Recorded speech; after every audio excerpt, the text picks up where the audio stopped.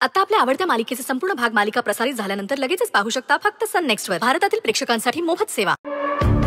माई माई हा बोल पटकन. खूप मोठा प्रॉब्लेम झालाय. काय झालं? आपण रोहिणीला वर पाठवलं, आठवते?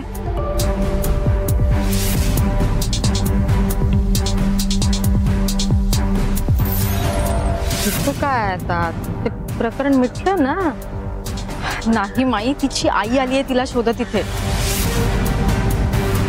सामान वगैरे जाळलंय ना तिचं. हो मग जाऊ दे, मग कशाला काळजी करते. चल, ती नेमकं या प्रकरणाच्या वेळेला ती सुंदरी येऊन बसली. काय करते महामाया मला कळत नाही. उगाच कुठे गेली माझी लेक? तुमच्या छत्रछायाखाली ठेवली होती मी तिला. कुठे माझी रोहिणी? हे बघा प्लीज तुम्ही शांत व्हा. तुमची मुलगी सापडेल. नेमकं काय झालंय मला सांगा. 5-10 दिवस झाले किती फोन करते मी तिला, पण उचलत नाही ती. तिच्या मैत्रिणीला फोन केला तर बोलते गावाला गेलीये ती. कुठे माझी रोहिणी? सांगा ना कुठे? मैत्रीण? यांना कोणी सांगितलं असं आपल्याला? मॅडम, मी केलेला. तुम्हाला रोहिणीने सांगितलं होतं का ती गावाकडे जाणार आहे म्हणून? नाही. मग तुम्ही यांना खोटं का सांगितलं? नाही नाही, मला असं सांगायला सांगितलं होतं.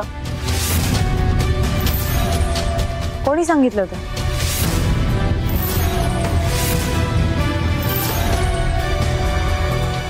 सांगा ना, कोणी सांगितलं होतं? आठवत नाहीये का तुम्हाला? नाही आठवत आहे.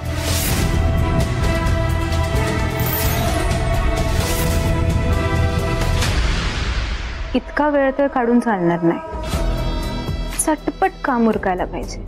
माझा पहिला मंत्र तर धनंजयवर टाकलाय मी, आणि माझ्या डोळ्यांची आणि माझ्या स्पर्शाची जादू तर चालेलच, पण त्याच्या मनावर आणि त्याच्या बुद्धीवर कोणीतरी भुरळ टाकली पाहिजे. त्याला समजावलं पाहिजे की मी कशी योग्य आहे त्याच्यासाठी. तर कोण करेल मला ही मदत? कोणीतरी मला मदत केली पाहिजे त्याला सांगायला.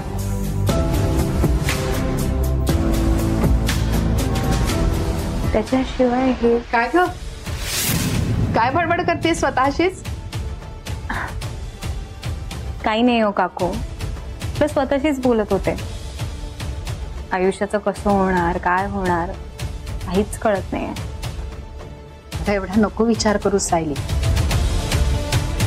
हे बघ, तू आधी हॉटेलमध्ये राहत होतीस आणि आता आमच्या या घरात आलीस. देव नेहमी चांगल्या कर्माची चांगलीच फळं देत असतो. तू पुरणपोळी खा. चिकन टिक्का किंवा तंदुरी मसाला हवाय मला आता. हे काय खायला लावतात यार मला? अगं नको संकोच करूस, खा ना.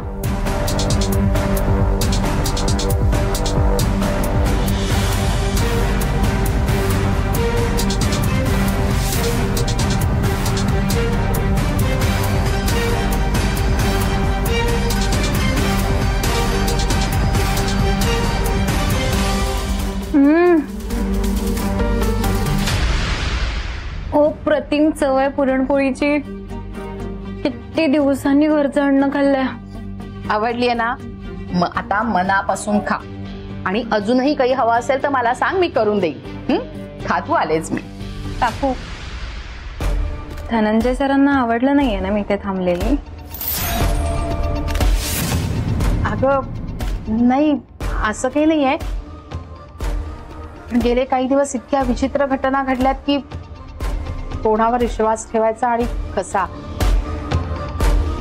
अशा काहीतरी विचित्र कोंडीत सापडलेत धनंजय. त्यात सुंदरीनं केलेली जखम जिव्हारी लागली आहे त्यांच्या. सुंदरी? कोण सुंदरी? काय केलं त्यांनी काकू? मी मेली तरी काय, काही बोलत असते. अगं काही नाही, तुझा काही संबंध नाही त्या गोष्टीशी. हा, तू नको विचार करूस. तू पुरणपोळी खा. आलेच मी.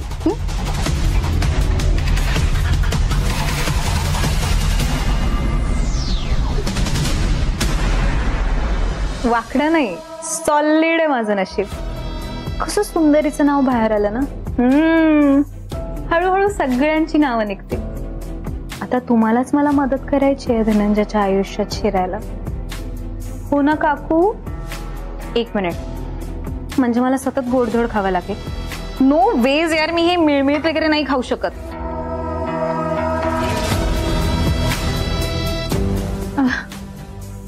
एनिवेज,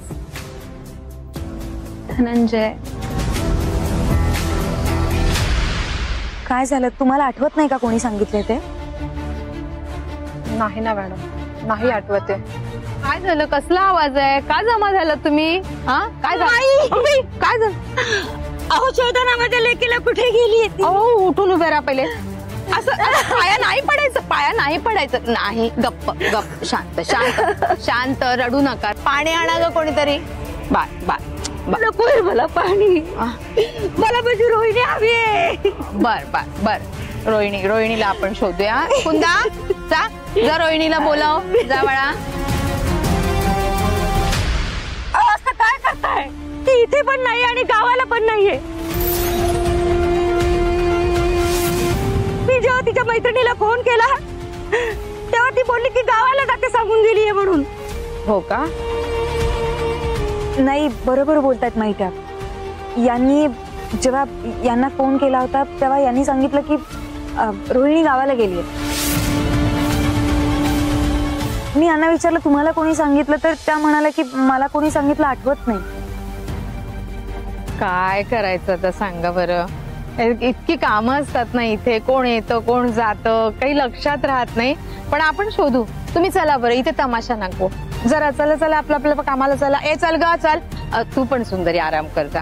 अहो पण माही, आपल्या प्रिमायसेस मधून एक बाई गायब झाली, तिला शोधायला हवं ना. सुंदरी, तुझ्या डोक्याला कमी ताप आहे का ग? तू नको पडूयात, तू चल बरं. चला ग.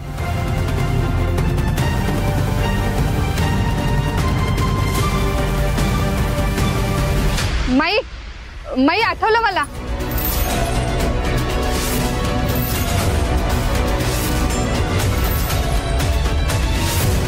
अहो माई, मला शीतलने सांगितलं होतं.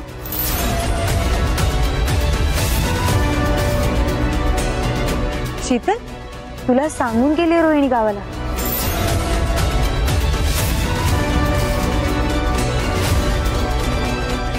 शीतल बाळा, तुला सांगून गेली का ती?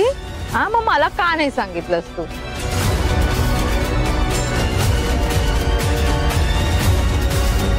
पण माई, तुम्ही पण होता तिथे.